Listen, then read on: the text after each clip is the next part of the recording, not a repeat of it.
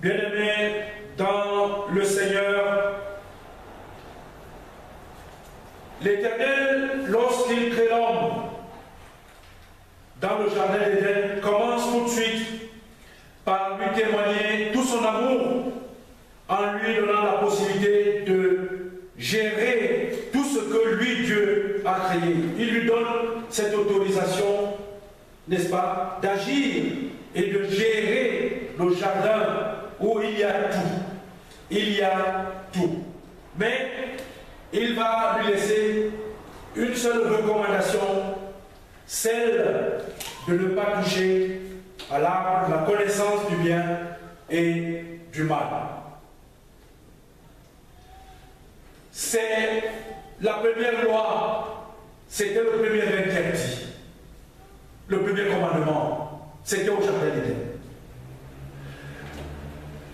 Des siècles plus tard, ce peuple se retrouve cette fois-ci multiplier la descendance d'Adam, multiplier la descendance de Ève, et malgré les différents interdits qui leur sont donnés et les recommandations, l'être humain que Dieu a créé continue à plonger plutôt dans le sens contraire des lois qui lui sont données et des recommandations qui lui sont transmises. Mais dès le jardin d'Éden, ce que Dieu attend de l'homme, c'est l'obéissance. La loi qui enseigne à l'homme l'obéissance qu'il doit avoir à l'endroit de Dieu, cette loi, Dieu l'a inscrite dans le cœur même de l'homme. Ça veut dire que nul être au monde ne peut dire qu'il ne sait pas ce qu'il ne doit pas faire et ce qu'il est censé devoir faire dans sa relation avec Dieu. Et comme cette loi semblait être dispersée et pas comprise, c'est pour cette raison que là, Dieu a rassemblé la loi en 10 commandements. D'ailleurs, quand on revient dans le Nouveau Testament, dans l'évangile de Matthieu, chapitre 19, verset 17, il rappelle que si tu veux avoir la vie, il faut garder les commandements. Eh bien, dans les 10 commandements qui nous sont présentés dans la Bible, il se trouve qu'aujourd'hui, je voudrais partager avec vous quelques enseignements sur le 8e commandement. Et le commandement numéro 8 dans ce texte, ça c'est une version de 8 secondes qui dit: tu ne commettras pas de vol. Tu ne commettras pas de vol. Dans d'autres versions, il est dit: tu ne voleras point. Tu ne voleras point. Il ne s'agit pas que tu ne voleras pas ou que tu ne voleras plus, mais c'est clair, tu ne voleras point. Ça veut dire que c'est quelque chose qui ne doit pas exister. Bien-aimé dans le Seigneur, voler, c'est quoi? Lorsque nous étions encore à l'école primaire, on avait M. Ambara, notre maître, qui disait toujours quand il venait en classe, M. Ambara, il nous disait vraiment: je suis embarrassé. Et ça nous faisait tellement rire parce qu'il mettait toujours un peu d'humour par son propre nom pour que ce qu'il va nous enseigner nous intéresse. Ah, M. Ambara, vraiment, les enfants, je suis embarrassé. Ah, on éclatait de rire. Alors, mais la leçon que nous avons reçue de M. Ambara, il disait que voler, c'est prendre la chose d'autrui sans sa permission. Mais quand on rentre dans les vocabulaires profanes, dans le dictionnaire, on dit voler, c'est prendre par la ruse la chose qui appartient à autrui. Mais nous, dans le catéchisme de l'Église presbytérienne camerounaise, lorsqu'on dit tu ne voleras pas, on nous enseigne, n'est-ce pas, dans le petit catéchisme de Westminster, que le commandement numéro 8 encourage de chercher à avoir des richesses. Étrangement, ça veut dire qu'on nous encourage à chercher à devenir des personnes qui ont des moyens, qui ont choses, des biens, de les multiplier et d'élever chacun son niveau. C'est-à-dire qu'il ne faut pas que l'être humain, s'il commence aujourd'hui en classe c'est la CIL, et qu'il reste seulement à la CIL, il faut que tu aies un cours préparatoire, que tu aies un cours élémentaire, un cours moyen, ainsi de suite, et que tu aies placé dans la vie. Le commandement numéro 8 encourage que soyons des personnes qui ont des choses qui grandissent dans ce qu'ils peuvent avoir. Mais dans tout cela, il faut le faire par des moyens justes et pas des moyens honnêtes. Donc, ça veut dire qu'il ne faut pas chercher à s'enrichir ou avoir des moyens en passant par des détours qui ne conviennent pas. Bien-aimés dans le Seigneur, lorsque nous revenons dans la situation qui est la nôtre aujourd'hui, le monde dans lequel nous vivons est un monde où, finalement, il y a un véritable sport mondial du vol. Les gens veulent voler. Prenons un exemple simple. Je ne vais pas citer de nom, mais si vous êtes au courant des informations telles que nous les suivons à la télévision, en France, nous sommes devant un véritable, ce qu'on appelle aujourd'hui un scandale d'État. Il y a quelqu'un qui a volé un statut qui ne lui appartient pas et il est allé poser des actes qui sont des actes terribles pour la vie en société. Donc, voler, bien aimé dans le Seigneur, c'est prendre ce qui ne t'appartient pas et d'utiliser cela à tes fins alors que cela ne t'appartient pas. Le problème que nous avons dans la société, c'est aussi un problème que nous avons dans l'Église. Dans l'Église, bien aimé, dans le Seigneur, nous avons plusieurs types de vols aujourd'hui. Il ne s'agit pas simplement, parce que dans la Bible, il est déjà dit, Anania et Saphiria, qui ont donné leur cœur et qui ont dit que c'est Dieu, Seigneur Dieu, nous te servons, et qui en même temps, lorsqu'il y a des choses qui sont données pour l'Église, ils s'en approprient. Dans le livre des Actes, la Bible nous rappelle quelle a été la gifle du Seigneur sur ces personnes-là. Parce qu'on ne peut pas voler Dieu. Si on vole l'Église, c'est qu'on vole Dieu. Et la sanction tombe toujours comme un couperet. Bien-aimés dans le Seigneur, la parole de Dieu nous interdit de nous approprier de ce qui ne nous appartient pas. Chacun d'entre nous sait ce que cela veut dire, que ça c'est ma chose. Ma chose, c'est ma chose. Ce que j'ai acheté par moi-même, ce que l'on m'a offert, ce que j'ai trouvé quelque part où il n'y avait personne. Parce que même aujourd'hui, trouver les choses, quand vous trouvez, on ne trouve pas dans la maison, on ne trouve pas dans l'église. Si vous trouvez quelque chose à l'église, c'est que c'est quelqu'un de l'église qui a oublié ou bien qui a perdu. Et ça, on remet au propriétaire. Bien-aimés dans le Seigneur, dans l'église aujourd'hui, il y a plusieurs catégories de vol. Il y a le vol des statuts.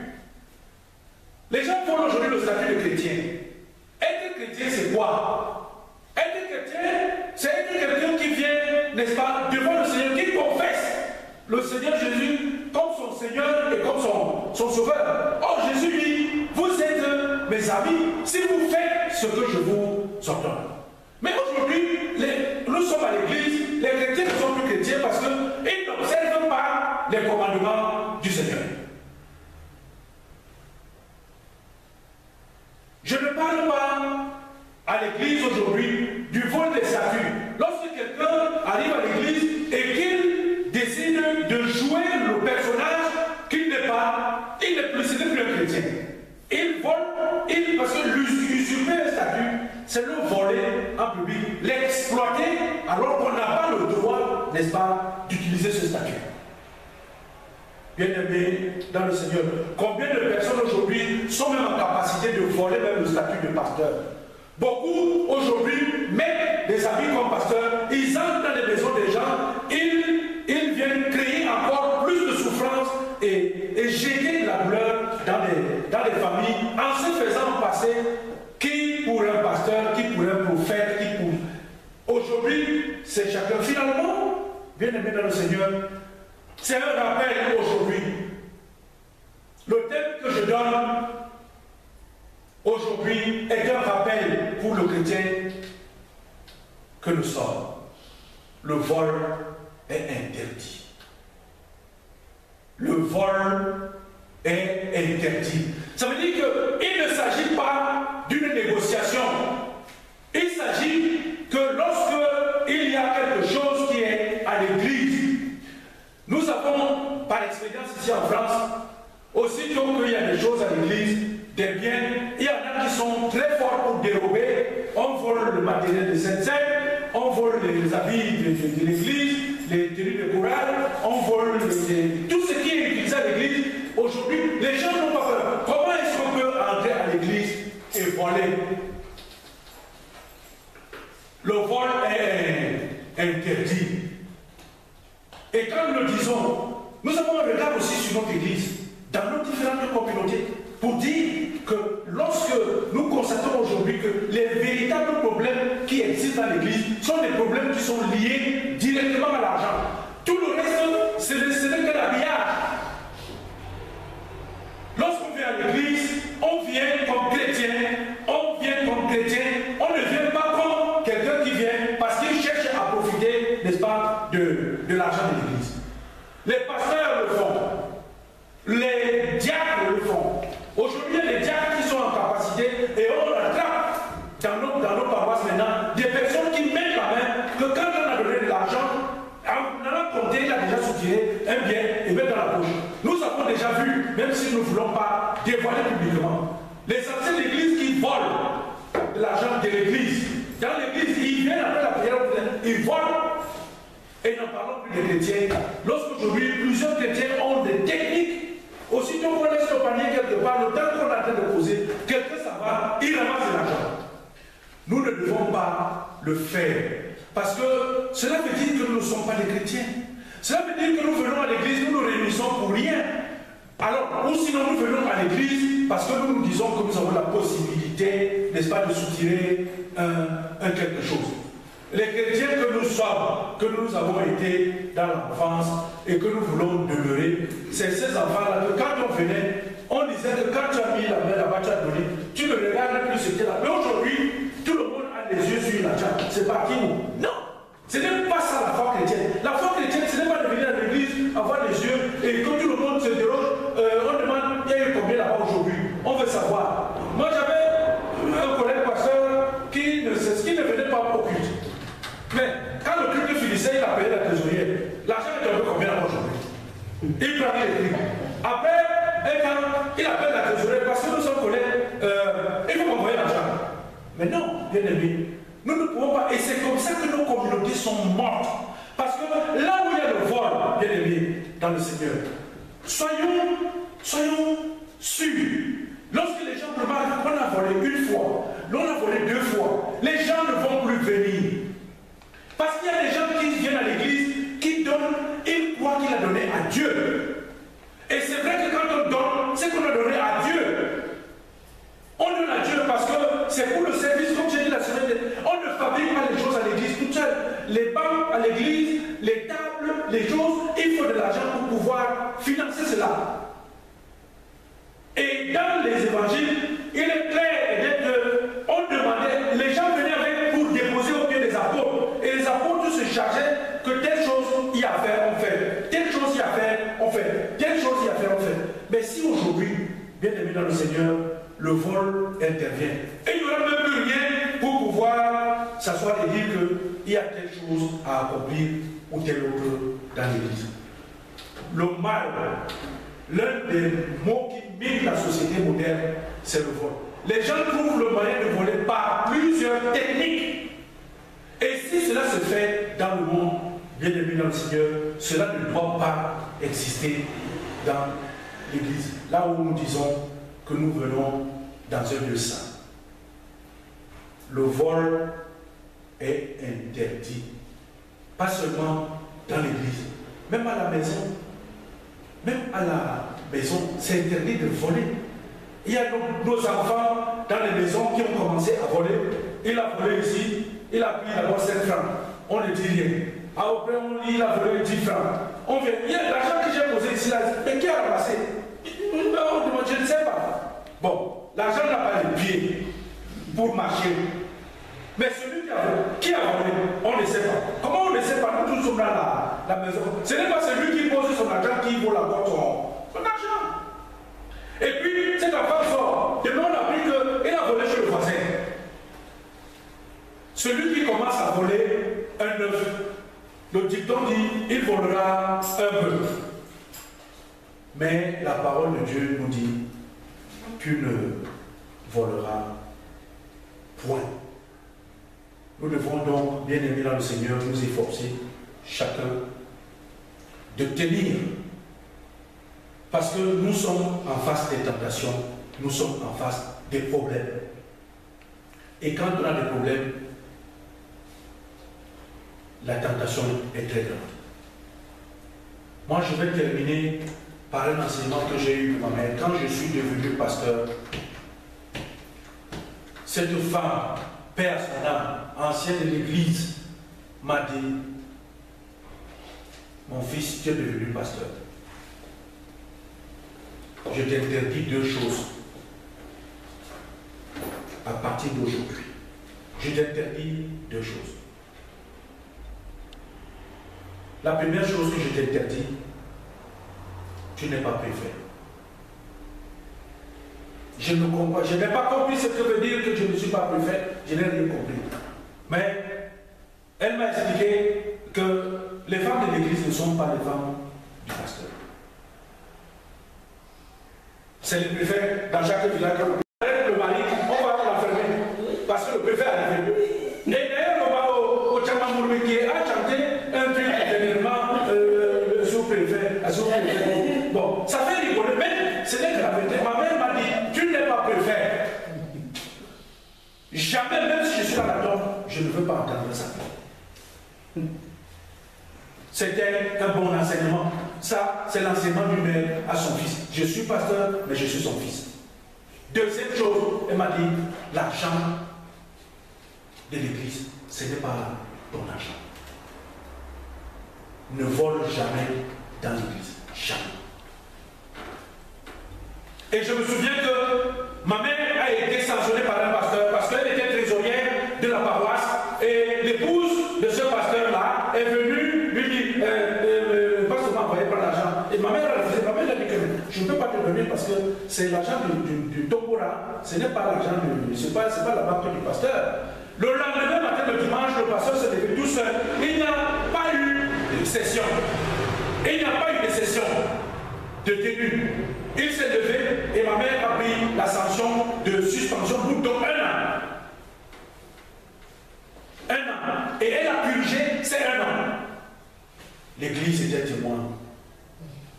Le consistoire a été témoin. C'est une affaire et personne n'a bougé parce que ce pasteur-là, où il était. Alors, aujourd'hui, je me rappelle ce que ma mère m'a toujours dit. Quand tu es à l'église, ne vole pas. Mais ce n'est pas interdit de demander. Parce que Jésus a dit, demandez et l'on vous donnera. Donc, demander n'est pas un délit dans l'église. Les pasteurs, les anciens d'église, les diacres, les chrétiens, les gens ont le droit de dire, je viens demander. S'il y a quelque chose, est-ce que l'on peut m'aider? Et ceci, ça se décide, on dit voilà, on va faire tel geste, on peut faire tel geste, on peut faire tel geste. C'est ça, une vie honnête qui est exigée par le Seigneur. Nous devons être honnêtes. Voyez-vous, le premier manquement au commandement, ça a été un vol, une tentative de vol du statut et de la place de Dieu. C'est ce qui a mené l'homme là où nous sommes aujourd'hui. Adam a refusé d'obéir, n'est-ce pas, au commandement qui lui dit ça, ne touche pas à cet arbre, fuis là, non. Mais il a voulu voler le statut que lui aussi, je serai comme Dieu, moi aussi, connaissant le bien et le mal. Et cette tentative de vol a été punie. Le vol est interdit dans l'Église.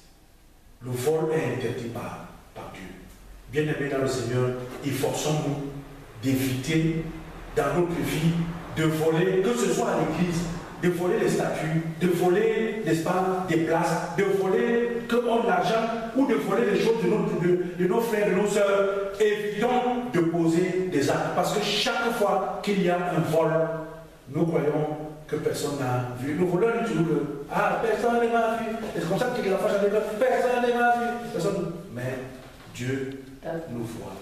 Et Dieu a des moyens de répression qui sont très, très sévères. Que le Seigneur lui-même bénisse notre partage de ce jour. Nous prions le Seigneur. Éternel notre Dieu, nous sommes toujours subjugués par ta parole. Tu as donné des commandements depuis la nuit des temps. Tu en donnes toujours. Et tu rappelles à ceux qui se présentent publiquement comme appartenant à ta communauté une obéissance à tes prescriptions. Mais nous, Seigneur, nous sommes toujours prêts à glisser. Et nous confessons nos fautes. Nous confessons en disant que oui, Seigneur, nous n'avons pas toujours été en phase avec toi lorsque tu dis ne volons point. Viens donc aider notre compréhension. Viens restructurer, Seigneur, et mettre en chacun d'entre nous un rappel qui est un rappel nécessaire pour notre comportement lorsque nous sommes à l'église, dans nos familles et dans la société. Permets-nous de partager ces enseignements avec nos frères et sœurs qui n'ont pas pu être avec nous aujourd'hui. Nous t'avons prié au nom de ton Fils Jésus-Christ.